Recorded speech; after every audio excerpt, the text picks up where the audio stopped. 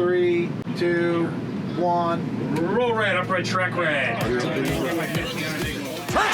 he scores! Take that silver. Take that Mike check 4. Number 2 RL. Take 3. Ready, Number 4, stay with the defender, 30 blue. Ready, 4. Way back to the wall, out the ball. That ball is out of here. Oh, sucker! Have a good one, everybody. Shooting to Score is brought to you by Hall Pass Media and Hall Pass Studios. Hall Pass Media is a full-service marketing agency that specializes in brand consulting, event management, digital marketing, and creative design. Hall Pass Media has a wide range of clients and partners that include the NBA Summer League, the NBA Coaches Association, and the basketball tournament. For more information, please visit hallpassnetwork.com. This episode is also brought to you by Sports Business Classroom, an immersive sports business training and educational experience unlike any other. Registration for this program is now open.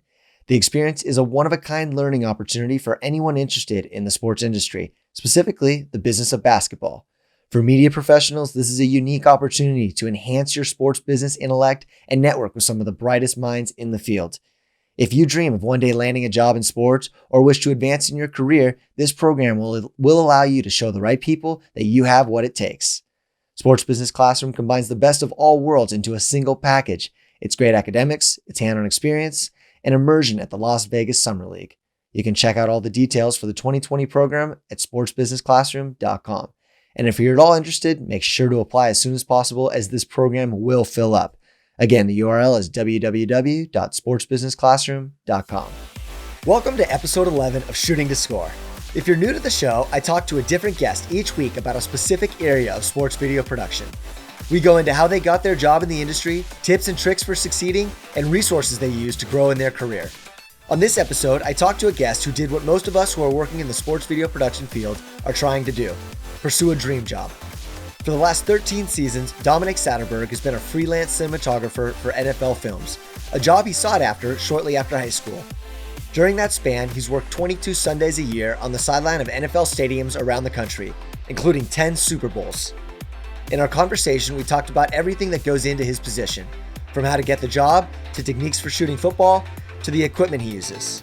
The episode was recorded during the COVID-19 shutdown, during which Dom created an educational YouTube channel to provide a resource for individuals aspiring to do what he does.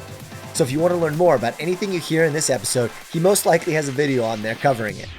With that, I give you the DP episode of Shooting to Score with Domenick Satterberg. All right, well, I wanted to get started off, and from my understanding, you've gotten to work some Super Bowls, and I think that's pretty awesome. So before we get too far into your story and all that stuff like that, I want to just start off with one of your coolest stories that you think of when you think of your time working Super Bowls.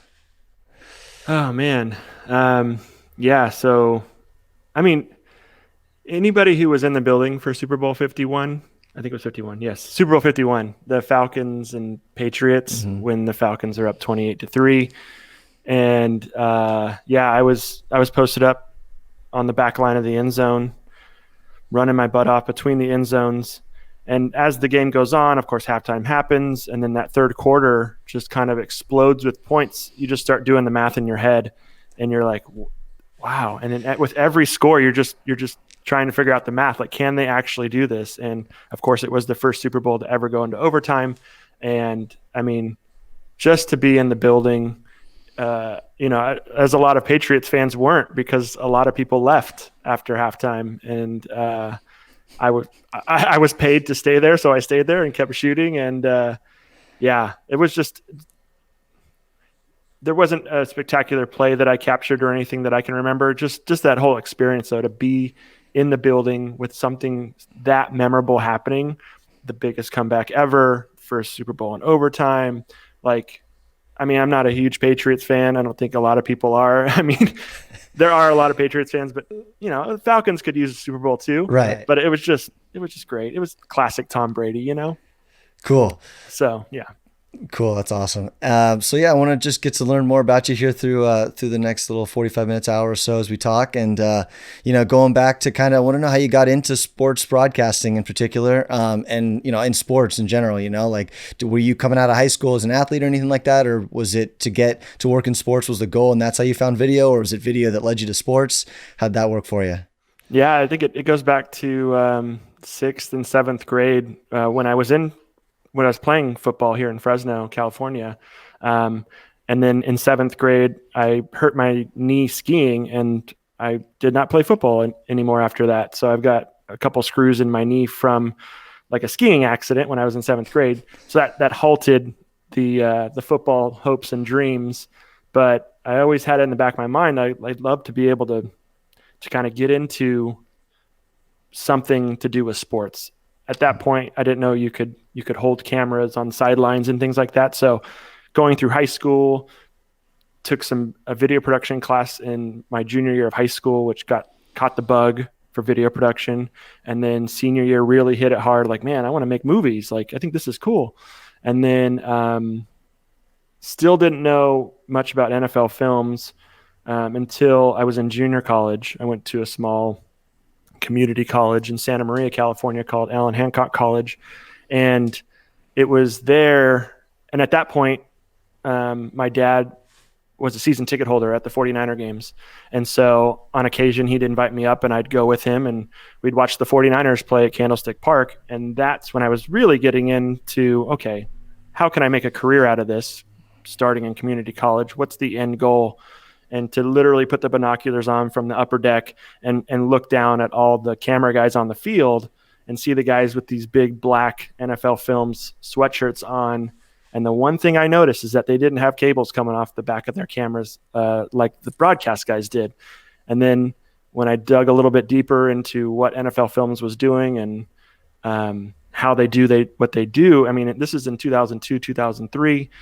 They're still shooting 16 millimeter film. And that's when I was like, whoa, like you could shoot football on film, like sign me up. Because I didn't know much about like actual celluloid and film and cinematography at that point. But I was like, okay, this is what I want to do though. I don't know how to do it. So it's really, season ticket holder. My dad's a season ticket holder.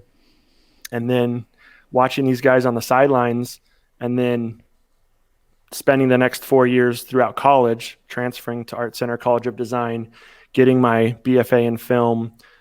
And essentially before I left, having a plan in place to try and become an NFL Films cameraman or cinematographer.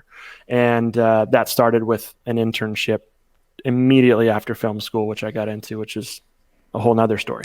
Yeah, I would definitely want to get into that because I heard that story and I think it's great. But how'd you get your knowledge of film cameras in particular? Was it during that time in film school or was it after? Once I got accepted to film school, that's really where, again, that focus and that drive was like, okay, I need to learn everything I can about this craft if I want to do what I think I want to do.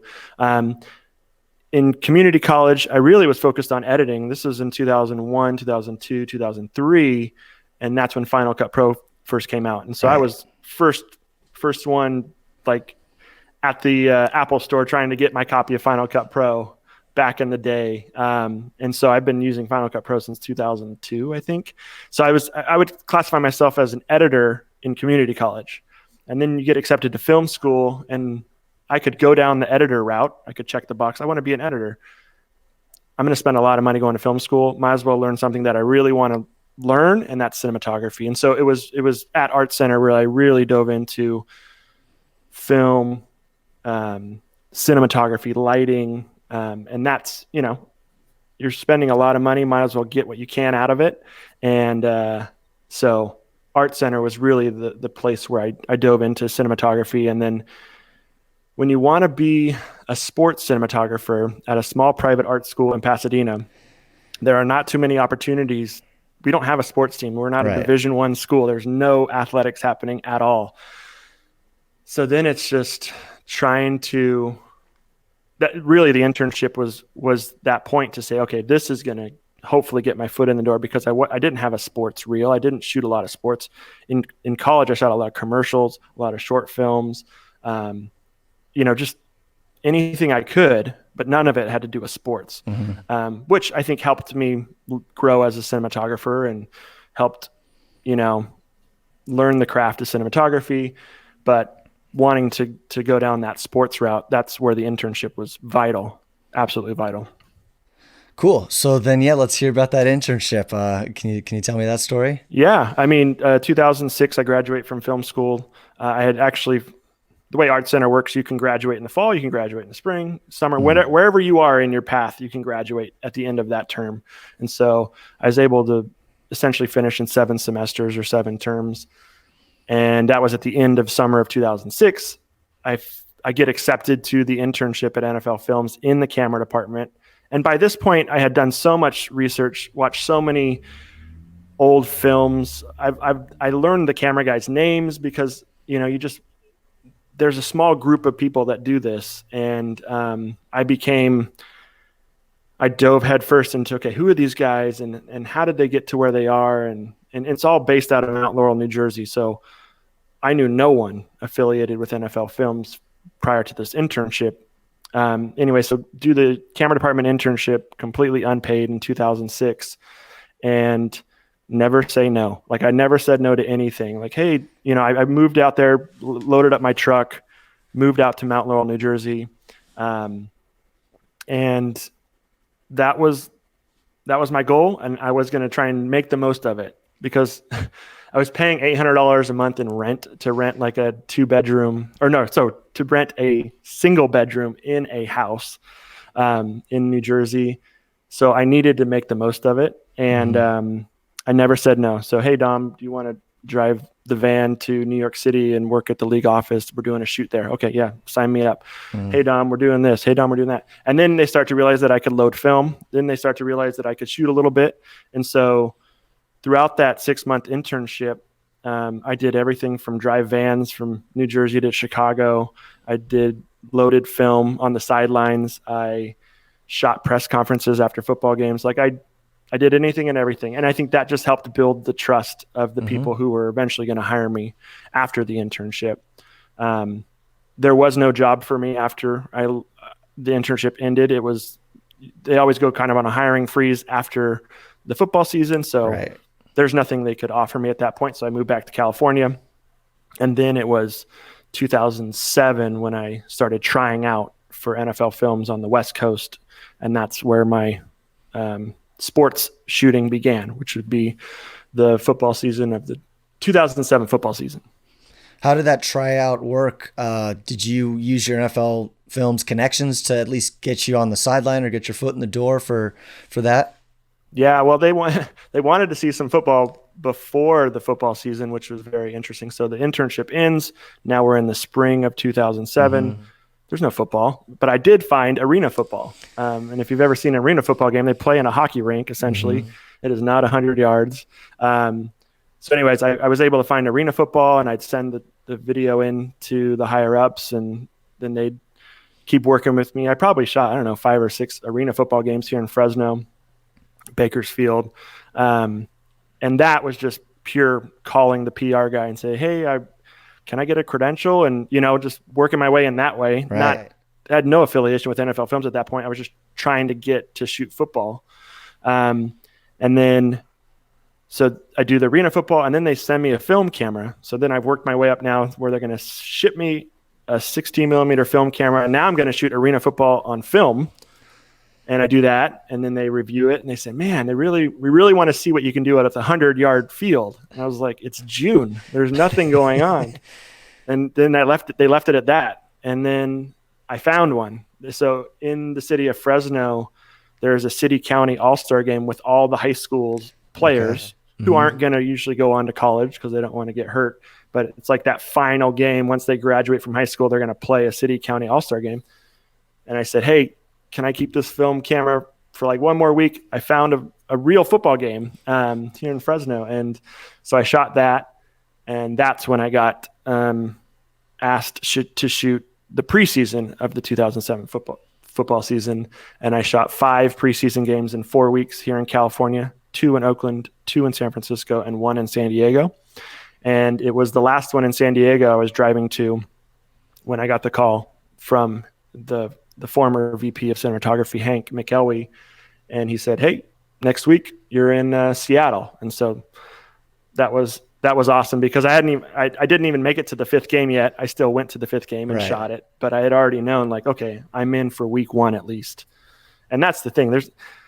I've never signed anything. It's kind of like a gentleman's handshake. Like, hey, we'll keep calling you as long as you don't mess up. And that's been happening ever since the week 1 of 2007. So when you're going to your first preseason game, for instance, are you nervous? Do you feel like you're about to suit up for your first NFL game? Like as a player, I couldn't imagine that.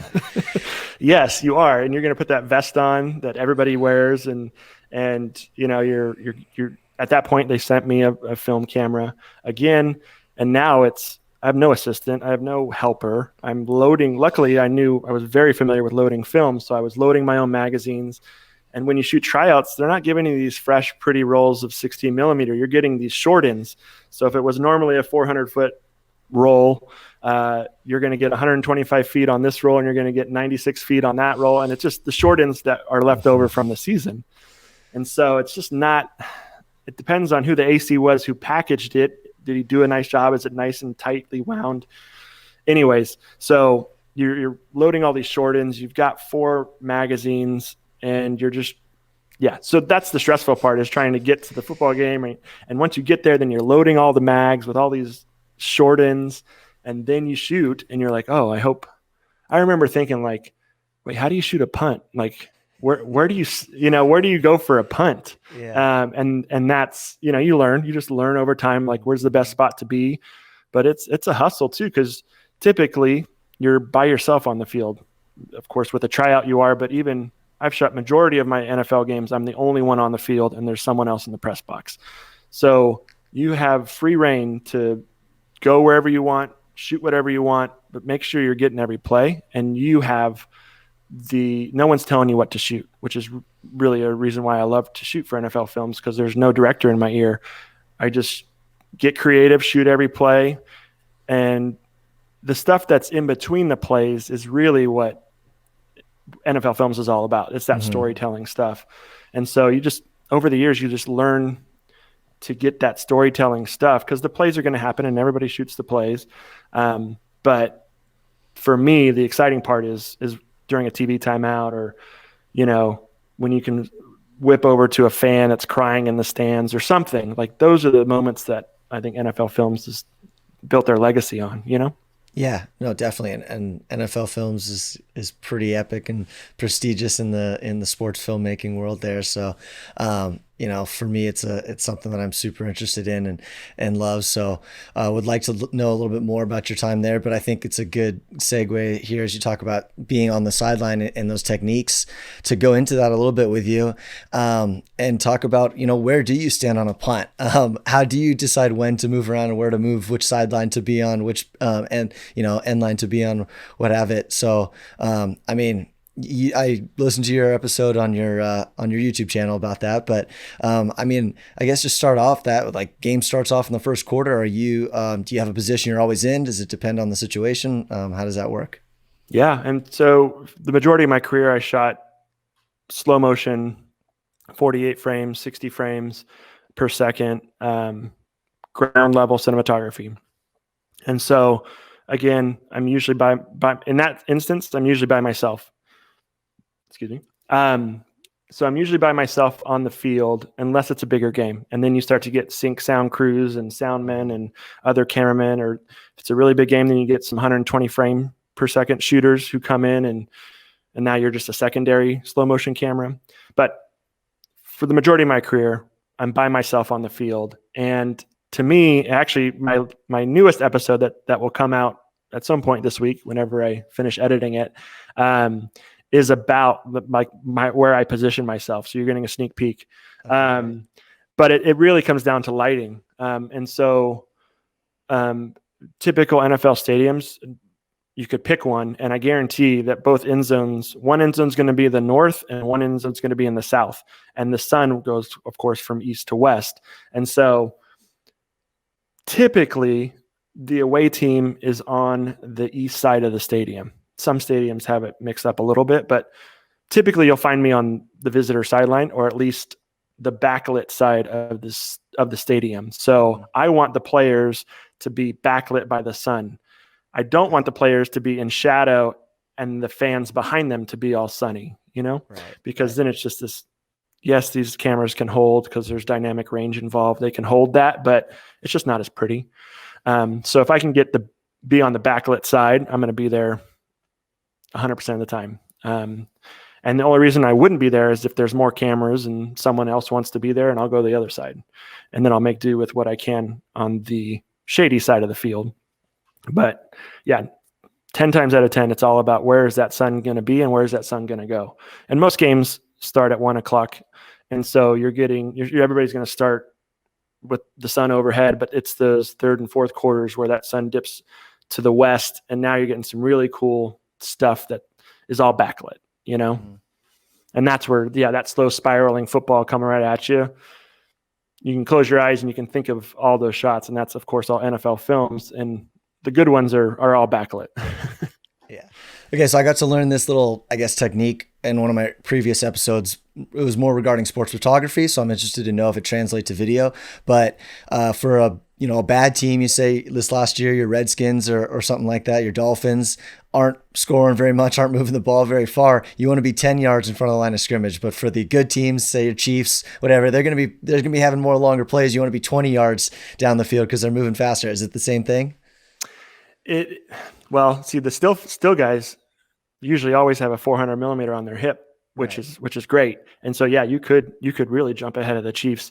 And with the lenses we use, we could do that too. But when you're handheld, you don't want to be on the end of that lens, too much because it's just hard to keep steady. You're running around, you're breathing heavy, so the closer I can be, the better. But it's actually behind the line of scrimmage is how I started every game. If they're going to kick off, I want the kickoff to come towards me. I'm on the sideline, and then let's say it's a touchback. They start at the 25-yard line. Now they're going to go away from me, but I'm going to be about the 10 or 15-yard line, 10 or 15 yards behind the ball. And typically that's where you're going to get your best quarterback hero shots or a sack or a fumble.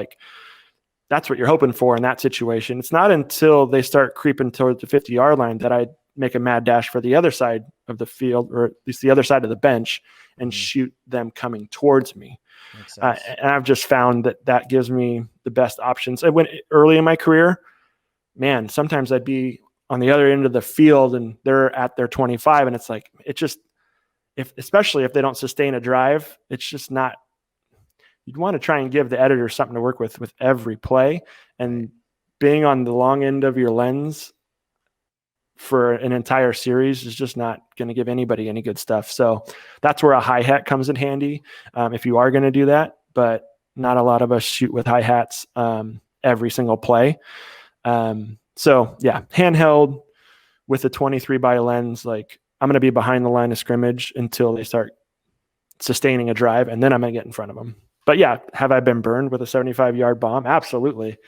In those instances, and I actually talk about this in my next episode, it's that quarterback shoulder. If you're behind the line of scrimmage, they're on the 25-yard line, and they're about to throw a 75-yard bomb, you can actually see it in the quarterback. It's a split second, but he'll dip that shoulder. Mm-hmm. He'll dip it, and you go, okay. And the process is so quick in your head to say, don't follow the football. Stay with the quarterback. Because that shot, I've done it a million times where I follow the ball 75 yards, and it's going away from you, and you're losing focus, and you're trying to zoom it. I've never seen that shot on a finished show because it's never good. But you stay with the quarterback who launches it and might get hit, and the top guy who's shooting from the press box, he's got the 75-yard play.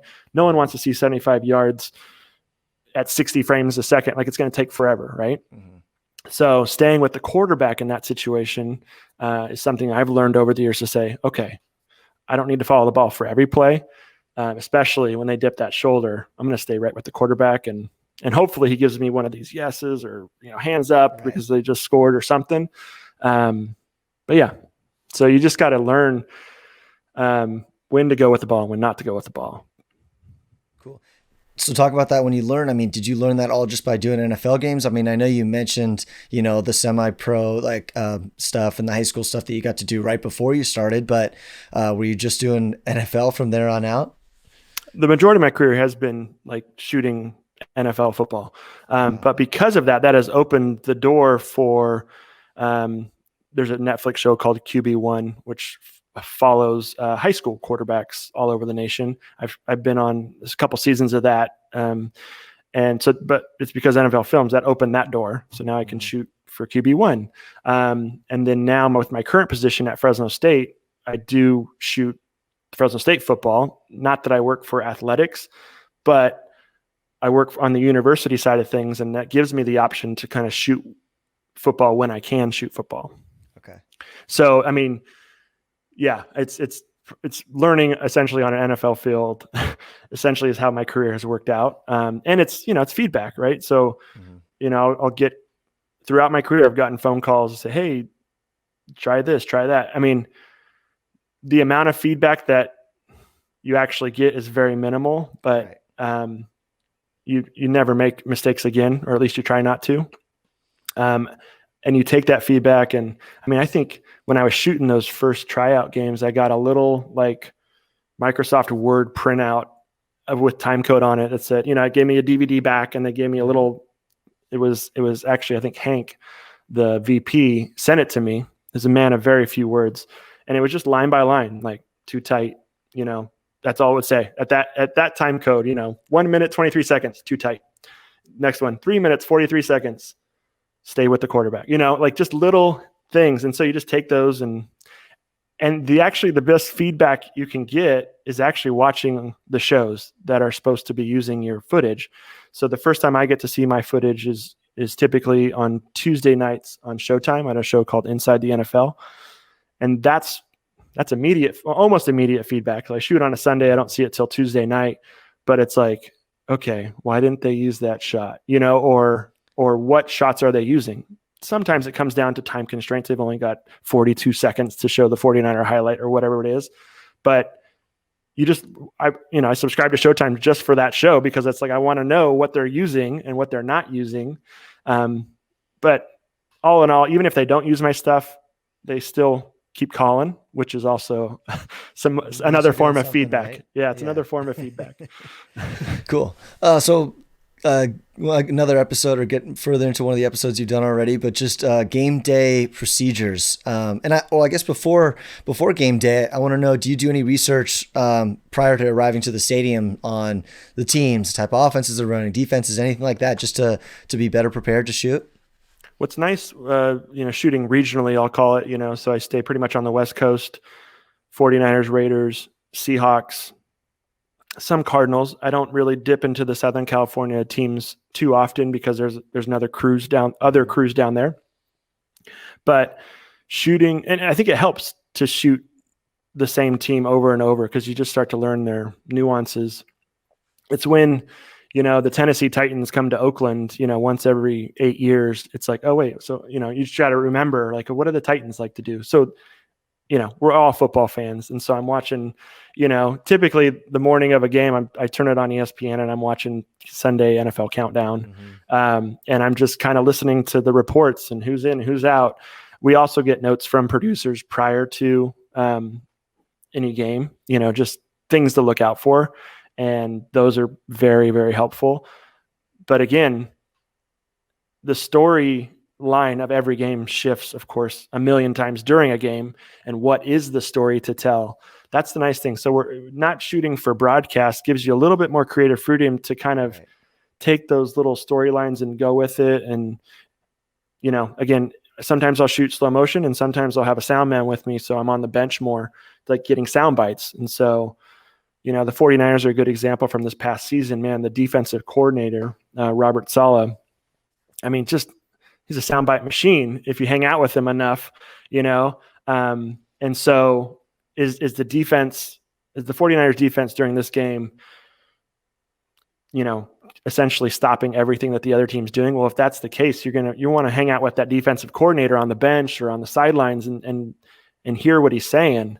And this last season was, man, he was giving us a lot of good sound bites. So, it's just those things, just knowing what's going on in the game. And this past season, shooting a lot of sync sound with a sound man, it's leaning on the sound man because you're buried in your camera trying to get the most visually appealing thing. And then you just turn to the sound guy and he's like, hey, if we were over there, if they kick this field goal now, they go to overtime. So they're not going to be excited over here because it's just, they're going to go to overtime. Right. But if they kick it and miss it, that sideline is going to erupt. Good call. Let's go to the other sideline. It's just those little things that sometimes you forget because you're just shooting, Right. but you have that second set of eyes and ears with a sound man to say, hey, let's try this. And that's what's cool about it. You're working as a team in those instances. And that's how I've been able to get some of my best stuff, especially in the 2019 season. Cool. Then go through your game day ritual. I mean, how early, long before the game are you getting there? What's your process up until kickoff?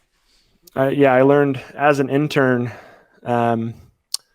early is on time is late, and late is unacceptable. 5 hours before kickoff is when I want to be there, typically. So it's really early before a football game, especially because I don't have any cable to run. I just got to build my Amira, put a couple lenses on it, and then I'm ready to go. But what if, so I would like to get there early, and I'd like to just sit on my cases for 3 hours than be late, So I get to a stadium, and of course security gets more and more intense over the years. So that takes a little bit of time to get all your Pelican cases through security. And then I usually have a spot staked out at every stadium that I typically shoot at where I like to set up, and it's just build the camera on the sidelines. If there's other camera guys there, camera girls there, talk to them. Essentially we have a little pre-production meeting without a director, so just camera people talking to camera people and audio people and saying, okay, if this happens, I'll do this. And if you stay on the kicker for that. And so if there's bigger crews like that, then we have those little meetings, but they're very, this is conversational, nothing official. Right. And then of course you want to try and get some food and liquid into you before a game, because there's no opportunity during a game to grab a bite to eat.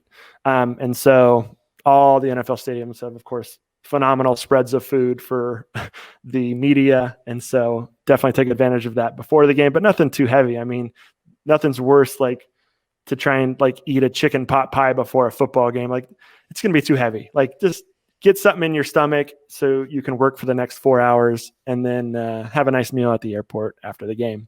But so hydrate, get some food, and then, players start coming out in their pads about 60 minutes before kickoff. And that's really when the camera turns on. And again, if I'm shooting slow motion, then I'm getting those, slow-mo shots of the quarterback warming up, tight shots of their eyes, their hands. If someone's got some cool cleats on, it's just picking and choosing who had a killer game last week, or who, depending on the opponent, who is this Nick Bosa's team that he's always good against? Who knows? You just try and figure out, okay, who am I going to shoot during pregame? Because you can't shoot them all. You can't shoot every player. And so then the pregame stuff happens, and then national anthem, and then the ball kicks off. And it's funny, the coin toss is very important to someone like me, because it's which way are they going to kick? If you're trying to talk to me during the coin toss, I'm literally just on the sideline, just staring at which way the referee goes. Is he going to go this way? Side, yeah. So I can go to that side, because man, if I don't get that, if I don't see that, then I have to wait for the refs to start making their way. Okay, they're going to be over here. Because I want the kickoff to come to me 9 times out of 10. Do you have to jockey with other media members to get those positions? So the nice part about either being the NFL has the best sidelines I've ever worked on. You talk about college, you talk about high school. The NFL has figured it out, and they give, I'll call it, priority access to the broadcast cameraman and NFL films. And so different colored vests, of course, give you different access levels. And so we're fortunate shooting for NFL films to have the best access you can have. So I'm not jockeying as much as I jockey at a college game, because there are no lanes, special lanes for you to hang out in. So not really. unless it's a Super Bowl. Super Bowl gets crazy because there's so many NFL films and there's so many broadcast people. But yeah, I don't have to worry about that, and that's half the battle. Cool. Do you ever do any broadcast gigs, or are you strictly kind of an NFL films shooter? Yeah, I have never shot anything for a live broadcast of sports. Wow. Yeah, it's crazy. I mean, it's like, I don't know. I at Fresno State, I work with a handful of guys who actually do that freelance. They'll work ESPN3, they'll work ESPN2 games that come to Fresno State or the Bay Area. And it's just, I've never gotten into it, mainly because a lot of the college stuff that happens, I like to shoot football. Well, if you're going to shoot college for a broadcast, you're usually flying in Friday, you're shooting all day Saturday, you're wrapping after the game Saturday night, and you can't shoot Sunday typically. And so, yeah, I've never got into live broadcast sports shooting. That doesn't mean I'll never will, but it's just the way that my schedule works. And I don't know. I do love the creative freedom to not have someone tell me what to do. Someone in my ear, cables coming off the back.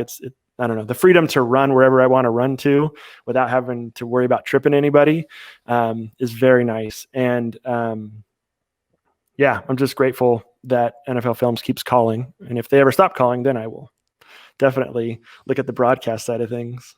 Yeah. So you've talked a little bit about your equipment. You said you have an Amira, right? And I'm sure you have the myriad of lenses. Want to go into that a little bit, but just kind of my question off the bat as someone, kind of younger going into this is, your process for buying equipment. Do you set aside an allotment of your income? Do you have a formula or whatever that you do to invest in your own equipment? Yeah. I mean, man, it's not cheap. Right. So, it's long conversations with my wife, and it's trying to figure out, if I buy this, will someone pay me for it? Mm-hmm. Because if the answer is no, then I don't buy it. Like there has to be a client on the other end of that purchase that's going to at least give me a day rate for it. And so, I just finished my 13th season. It wasn't until the beginning of my 13th season that I purchased an Amira. I had been shooting with NFL Films equipment for all the years prior to that. And with the price of the Amira dropping kind of on the used market, I took that as an opportunity to say, you know what, I don't need to buy a brand new Amira. I just need to find the right used Amira. And there's so many different avenues you can go with certifying your camera through ARRI. So if you do purchase a used anything, especially with ARRI, you can have ARRI certify it, and you can purchase a warranty off them. And, I wasn't, the last time I wrote a check that big, it was to buy a car, right. It's a tough check to write, but yes, I mean, again, if I didn't have anybody renting it, I wouldn't buy it. Because NFL Films has cameras for me to use if I don't have them. But I'm very far away from Mount Laurel, New Jersey. It costs them a lot to ship me a camera every week and a lens. And so, if I can take that burden off them and make a couple bucks, I'm going to do that, and yeah, so I keep referring to Hank, the former VP who's since retired, huge mentor of mine. I think he had told there's this cameraman named Steve Skinner in San Diego. He tells me the Hank story. He said he called Hank, I think maybe in the early 90s or late 80s when he started shooting for NFL Films, and said, Hank, should I buy a camera? And he goes, if you were a carpenter, wouldn't you buy a hammer? And again, man of very few words, I'm going to buy a hammer, yeah. And to me, invest in lenses before you invest in any camera, because the way that these things turn over, right, the lens is going to last a heck of a lot longer. But now with these large format sensors, I don't even want to go down that road. I just want to stick with Super 35 for now. Right on. Let's see. So you're talking a little bit about the the process for buying equipment, but what lenses do you have to go along with your camera? And you talked, I know you've got the hi hat and stuff that you bring on the sidelines. Any other equipment that you bring? Yeah. So hi hat, of course, with the tripod head, a wide angle lens, the 11 to 16 millimeter is kind of my wide angle lens. And then I have a 20 to 120 Fujinon Cabrio, which is a PL mount lens. And what's funny, again, all these are eBay finds. Like the camera I purchased through a legitimate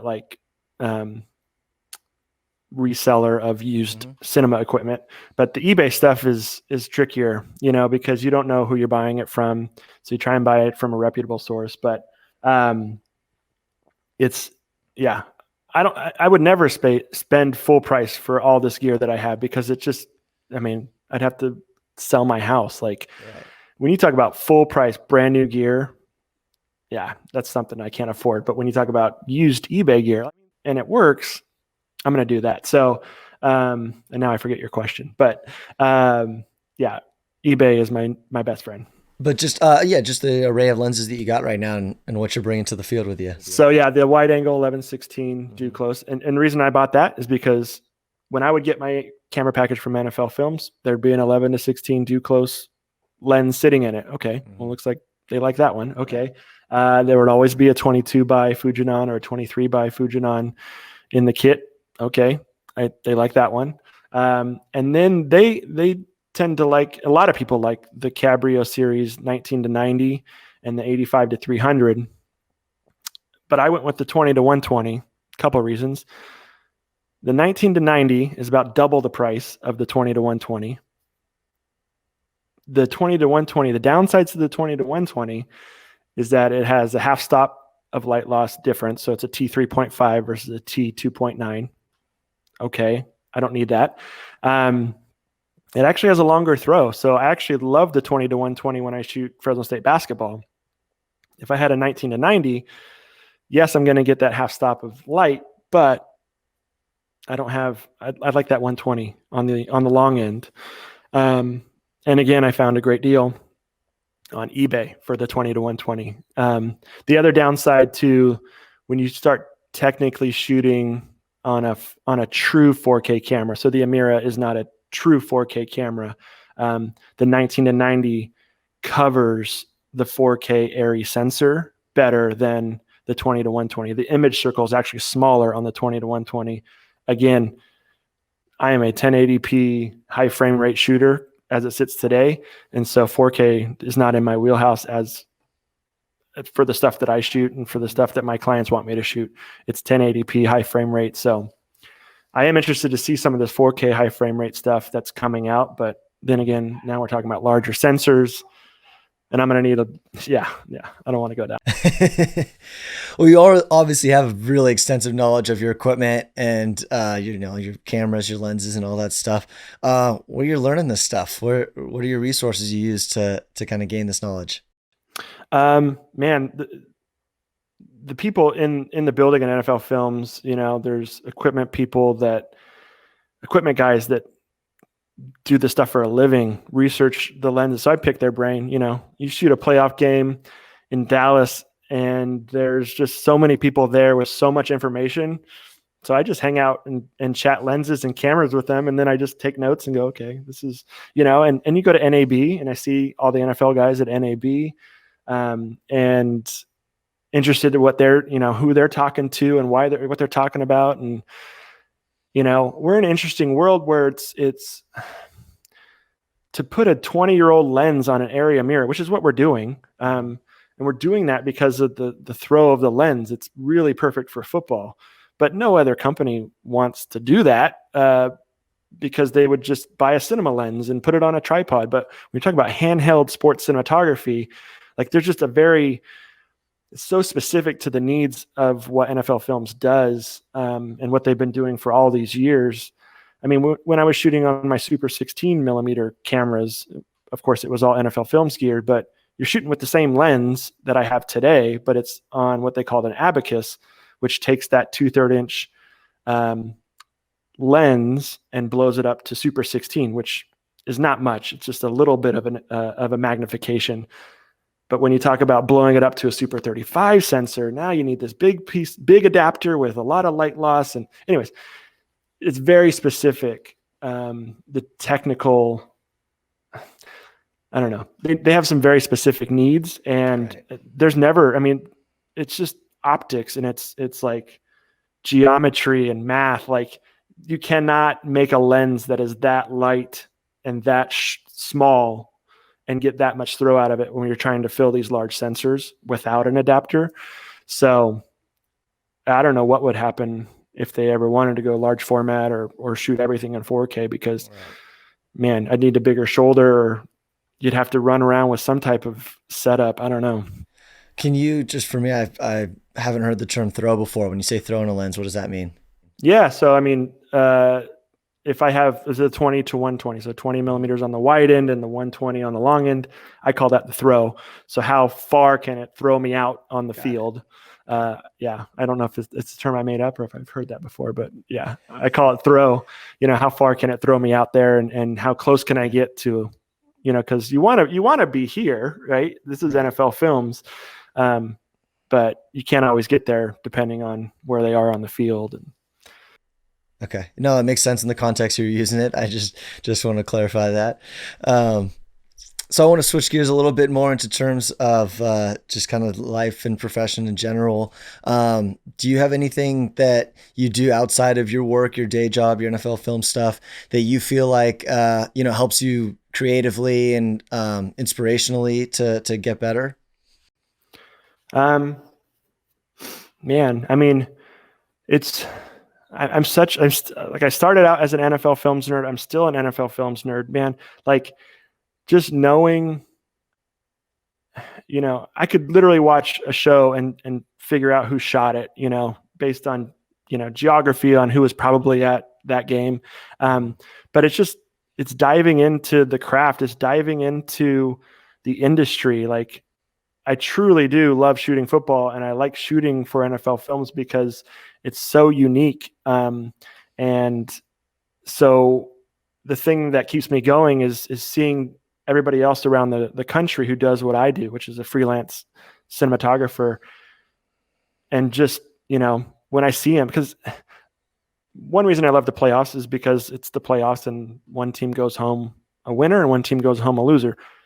But the added benefit for someone like me is it's a reunion. I mean, imagine having a family reunion every postseason, and with every round, right? So wild card, divisional, championship, and Super Bowl, the family gets bigger and you get to see more and more people. And to me, it's those relationships and those conversations at the bar in the hotel that, you know, that are way more valuable than what happens on the football field for someone like me who really, you know, just loves the people that I work with on Sundays, and truly admires everybody I shoot with. Everybody has their own unique traits and what makes them good at what they do. And I just want to try and get a little bit of that knowledge out of them, so I can improve myself, you know?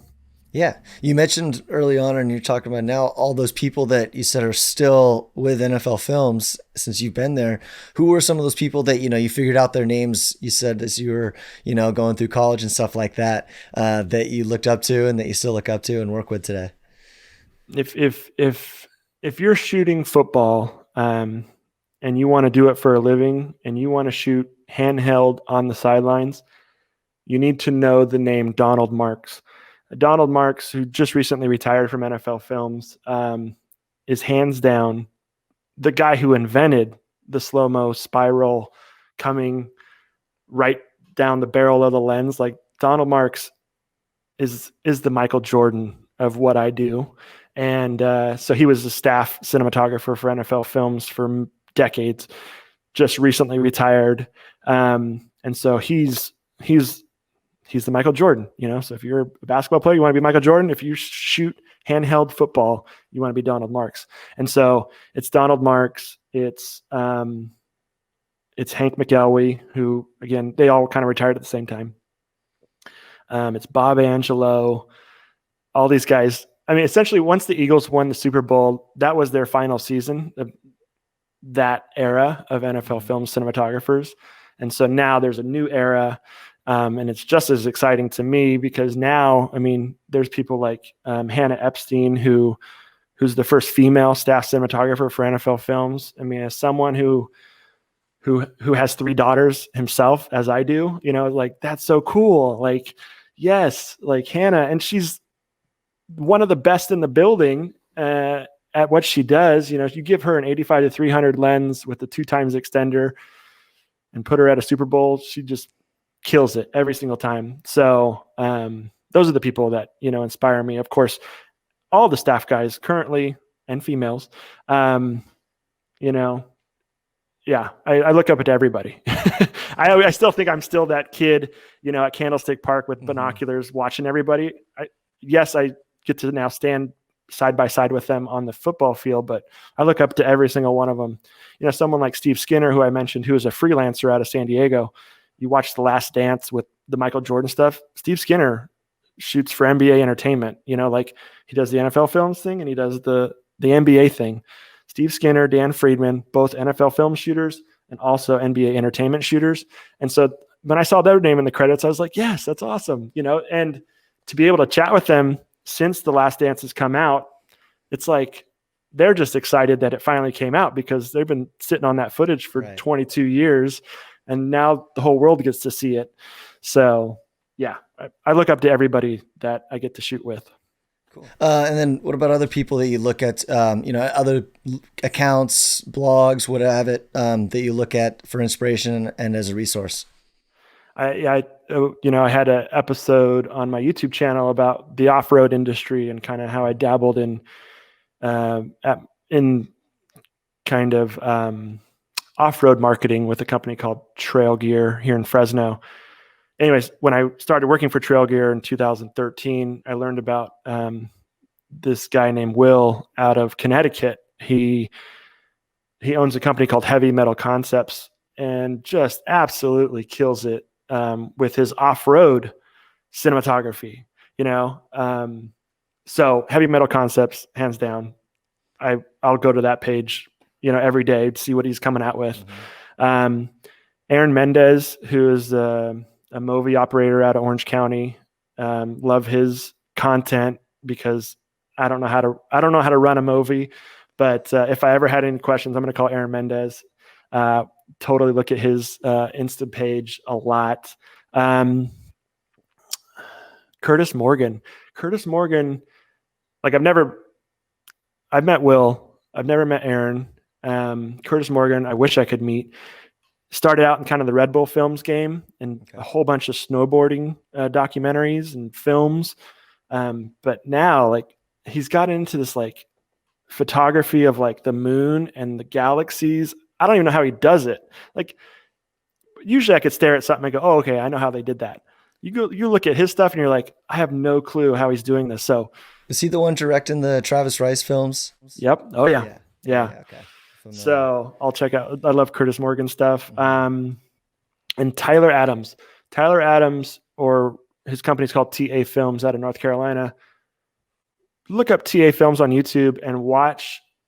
Man, was it 2017 national championship game where Tua throws the game-winning touchdown to beat Clemson, I think. Yeah. So Tyler has that shot. He essentially, Tyler kills it in the kind of the SEC world, but I also shot with Tyler for NFL Films. We were both working the Philadelphia Eagles, Seattle Seahawks playoff game this year in Philadelphia. So I finally got to meet Tyler. But yeah, Tyler out of North Carolina, his whole company is just doing amazing things in the sports cinematography world too. Cool. Where do you think that your position specifically with NFL Films is going in the next 10 years? Well, as a freelancer, and so, they tap us freelancers, of course, during the football season. There is a small group of staff people that work for them. But as a freelance cinematographer for them in the next 10 years, well, the NFL is a great kind of business to be in. It's kind of like the wedding industry, right? There's always going to be weddings, right? And it seems that there's always going to be football. Right. We hope, right? So I just hope good things for the league. You know, I just want to keep doing this for the next 10 years. I wish all the growth in the world to the National Football League. And I do like this whole XFL thing too, like the spinoffs of the NFL. Man, the XFL thing kind of had a good thing rolling there for a while.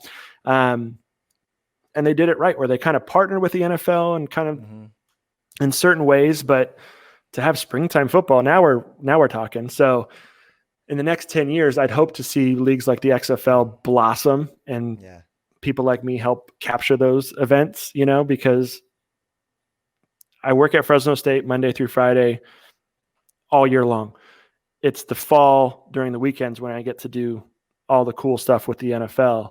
And so if I got to keep doing cool stuff on the weekends in the spring with other leagues such as the XFL or anybody else who wants to start a football league in the spring or summer, I'd be there, you know? So I just hope that football grows as a whole and other leagues sprout up that help support the NFL. Kind of like the minor leagues, right? So baseball has it. Why can't the NFL? Right. You just brought up another point that I meant to hit on earlier. Just a question I have for you, but does the creative services team for the athletics department at Fresno State, like, are they stoked when you decide to go shoot a sporting event or work with them on something? I know all those guys, man. So Right. the athletics, typically someone like me and a handful of these freelancers for NFL films work for athletic departments at universities. So Evan Shaw, who used to work for Ohio University, still works for the university, but now for the PBS station, he's an NFL films freelance cinematographer. Dennis Black out of the University of Florida shoots for their athletic department, but also moonlights as an NFL films guy. And Justin Stoll at the University of South Carolina does some of the arena broadcasts. Is an NFL films guy, does a lot of the Panthers stuff. And so they live in kind of that athletics world. Well, I'm kind of the opposite, where I'm a university employee and get to dabble in athletic stuff. And yes, I think the athletics marketing team and creative services team, you know, anytime I can hand over that hard drive, you know, Right. from whatever game I get to shoot, you know, I try and shoot as much as I can. But I also don't want to take away from the NFL stuff, where I typically travel on Saturdays, shoot on Sunday, come home on Monday. But yeah, and just being, you know, growing up in Fresno, this was my hometown team. Like, this is the Fresno State Bulldogs is where it's at. Like, so to be able to just be at Bulldog Stadium and shoot them as a football team, I love that too, you know? And so, yeah, I think they're happy when I shoot, because the Amira is difficult, because I'll bring my Amira and I'll shoot a game, and then it's just like, you know, 300 gigabytes after a game. And they're like, what is this? I'm like, sorry, they're just big files. Yeah. That's their whole week there, and you just did it in one game. Yeah. Cool. So what are your career aspirations? Is there a pinnacle for you? Is there a peak? You know, to be able to shoot, actually not shoot. I've been a part of 10 Super Bowls. I started out loading film at Super Bowl 41. First Super Bowl I shot was Super Bowl 42, and Super Bowl 43 back to a film loader. So I kind of had these ups and downs, but now it seems that there's a pretty good streak of shooting a Super Bowl. So that's off the bucket list, right? I've got a nice round number at 10. And for many people, that's the pinnacle, right? Mm-hmm. But you got to, you know, I feel like I'm in my prime of my career, so you got to have more. And I'm a big fan of course, just documentaries in general. And so to be able to either DP a feature length documentary, I look at something like Free Solo. I would not climb, of course, El Capitan, but I'm not into mountain climbing. But man, what Jimmy Chin did as kind of taking his passion for rock climbing and grabbing a camera and photography and cinematography, and to win an Oscar to shoot, you know, like that's the ultimate goal. Not that I'm going to win an Oscar anytime soon, but it's like, you look at someone like Jimmy Chin and you're like, that's cool. That's cool. Someone who loved that sport and then loved the camera, best of both worlds. And so, of course, that's where the new pinnacle is, right? Can I be a part of a feature length documentary that does well, you know? Have you taken steps lately to get into more sports documentary stuff? Anything that we do at Fresno State, you know, I try and always put the documentary lens on it, because nowadays, I mean, man, these little like micro docs are kind of really big hits, at least on our end. Is how can you tell a story? And so instead of telling the story of the whole university, let's just focus in on a student or an alum and tell that story. And that's going to give you way more success and reach than touting the story of the university. And so that's where stories.fresnostate.edu comes in. And that's kind of like our little documentary site. I partner with our campus photographer, and we just have fun telling all these stories about the alums and the students. And so that's where I kind of get my fix now is telling all the stories about Fresno State. And yeah. I mean, every story is just more experience for you and just making you better and getting you closer and closer there. Oh yeah. And now, yes, I'd love to say someone like Steve Skinner, who was on The Last Dance and decades of NFL films. I don't know if he's a big editor, right?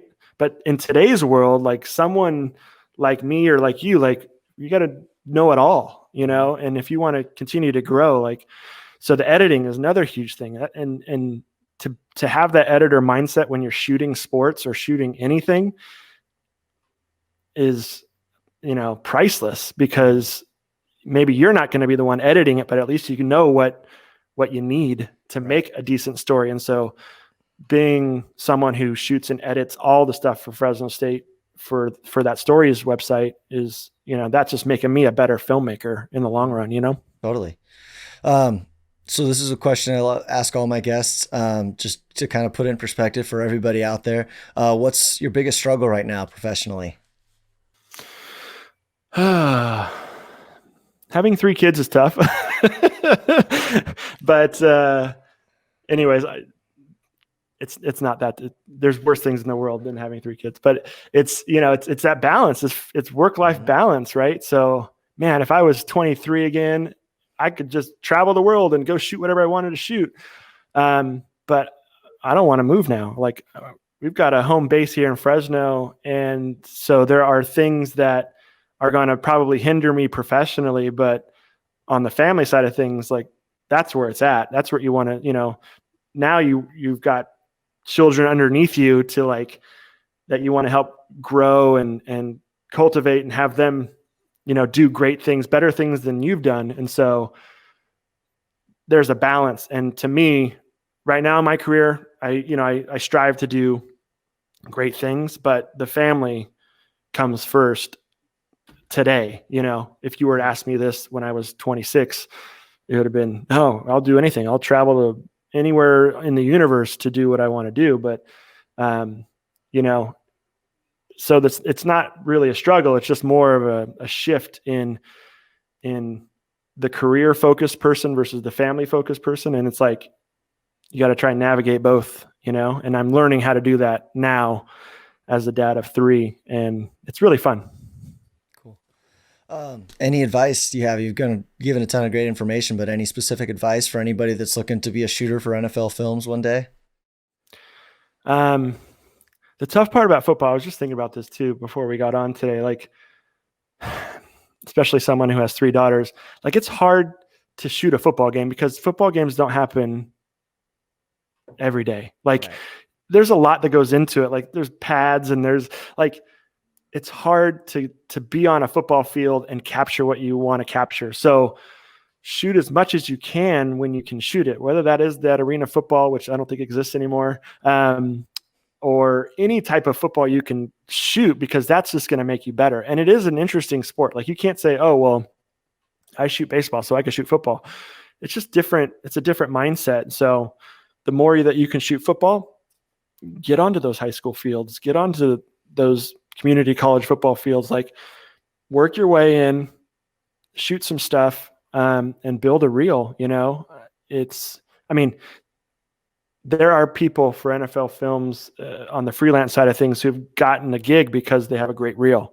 Then there's someone like me who got an opportunity because I was an intern and I had the work ethic and I impressed the right people kind of on the work ethic side of things. And I don't think I've ever blown anybody away with shots that I've gotten early on, at least. And so the internship is still going strong at NFL Films. And if you really are as passionate as I was and still am, hit them up, because they've got a very robust internship program still to this day. And it's not unpaid anymore. They actually get paid. So I'm glad to hear that as someone who didn't get paid. But and it's not only the camera department. So you can work with the producers. You could work in a league office in New York City. Like, you could work out in Culver City at NFL Network. Like, whatever you want to do, there's an internship waiting for you at NFL Films. Of course, just like I had to do, there was an application process and an interview process, but that's the only way I know how to do it. But I do know people who can kill them with their reel too, and get their attention and get their tryout that way. So. Right on. Well, do you have any shout outs you'd like to make? I know you do most of your stuff behind the camera, but now that you're in front of it, any shout outs? Anybody you'd like to show some love to? Yeah, just my wife. I mean, 22 weekends a year, right? 3 small kids under the age of 6. My wife is a rock star, and she allows me to do that side hustle that I have as NFL Films, along with a multitude of other things that I try and fill my weekends with. Shooting in the garage, a YouTube channel. Like, yeah, my wife's a rock star. And so that's who I'd like to shout out, is my wife, who's the true, I get all the accolades. I'm on podcasts, and she's, the real estate agent here in town, and just killing it. And as a mom, yeah, I can't even hold a candle to what she does. So that's my shout out, is my wife. And hopefully she'll listen to this. Perfect. That's fantastic. Make sure she listens all the way through to the end there for that. Yes. Cool. Well, lastly, where can people follow you?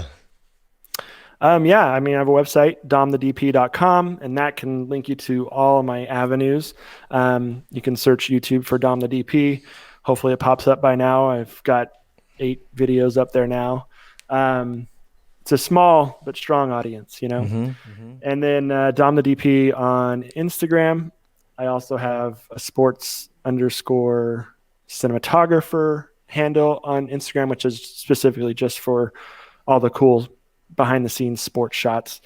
The Dom the DP one, you might get a shot of my kids sprinkled in there. But so yeah, Dom the DP is on Twitter as well. So I came up with that term when I was in college, when I thought I was going to be like a big movie cinematographer, Dom the DP, but it stuck. It works. And, it's a perfect handle. Hey, people can remember it. That's the key. Yeah, Dom the DP is good to remember. And I know we've mentioned it like a dozen times throughout, but do you want to just give you an overview of your YouTube channel and what you're doing on there? Yeah, I mean, I'm creating a channel for the 19-year-old me who had no clue how to get into this industry. And I found my way to get where I am today. But if I could have watched my own YouTube channel when I was that young, hopefully that would have inspired me and given me at least some direction on where to go. Like, who's that kid now, not looking at the cheerleaders with the binoculars, but looking at the camera guys and wanting to know how to get there? Well, hopefully they stumble across my YouTube channel and learn a couple of things. It's a very specific kind of audience I'm going for, but that's YouTube. You can do whatever you want, which is cool. Yeah. And that's what I'm passionate about. So it's great. I'm loving it, just because I like just learning about as many different facets of sports video production as possible. So it's been great. And it's been awesome to connect with you. So really, really appreciate you jumping on with me here tonight. Hey, thanks for having me. That's awesome. This has been fun. Again, I'm back in my garage because it's the only quiet space in my house with 3 kids. So I'm sure you got a couple dog barks in there, but hey, it's the place I have to work with. Ed, I think everyone's pretty used to the dog barks at this point, because everyone's just been at home, and everything from anything live or anything recorded is been with in that situation. Oh, yeah. The Zoom calls are through the roof right now. Yeah. That just about wraps it up for this episode. But before you go, I want to encourage you once again to check out Dom's YouTube channel, Dom the DP.